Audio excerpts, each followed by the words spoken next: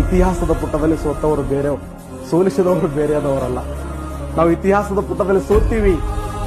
ಇತಿಹಾಸದ ಪುಟದಲ್ಲಿ ಸೋತಿದ್ ಯಾರಿಂದ ಅಂದ್ರೆ ಅದು ನಮ್ಮವರಿಂದಲೇ ಸೋಲು. ನಮ್ಮವರೇ ನಮ್ಮನ್ನು ಸೋಲಿಸಿದ್ರು. ಸಿರಾಜುದ್ದೌಲನ್ನು ಸೋಲಿಸಿದವರು ಬ್ರಿಟಿಷರಲ್ಲ. ಸಿರಾಜುದ್ದೌಲ್ ಯಾರನ್ನ ದೇವರಂತ ನಂಬಿದ್ನೋ, ಯಾರನ್ನ ಅತ್ಯಂತ ಪ್ರೀತಿಯಿಂದ ಅವರನ್ನ ಕಾಳಜಿ ನೋಡ್ತಿದ್ನೋ, ಯಾರನ್ನ ತನ್ನ ಅಂಗರಕ್ಷಕ, ತನ್ನ ತಂದೆ ಸ್ಥಾನದಲ್ಲಿಟ್ಟಿದ್ನೋ, ಅದೇ ವ್ಯಕ್ತಿ ಬೆನ್ನಿಗೆ ಚೂರಿ ಹಾಕುವಂತ ಪ್ರಯತ್ನವನ್ನ ಮಾಡಿದ. ಅದಕ್ಕೆ ನಾವು ಇತಿಹಾಸ ಓದುವಾಗ ನೆನಪಿಡೋದಕ್ಕೆ CET ಪಾಸ್ ಆಗೋದಲ್ಲ, ಜೀವನ ಪಾಸ್ ಆಗಬೇಕು. ಇತಿಹಾಸವನ್ನು ಮರೆತವರು ಇತಿಹಾಸವನ್ನು ಸೃಷ್ಟಿ ಮಾಡಬಲ್ಲರೆ. ಆ ಸ್ಟೇಟ್ಮೆಂಟ್ ಎಷ್ಟು ಅದ್ಭುತ ಇದೆ ಡಾಕ್ಟರ್ ಬಾಬಾ ಸಾಹೇಬ್ ಅಂಬೇಡ್ಕರ್.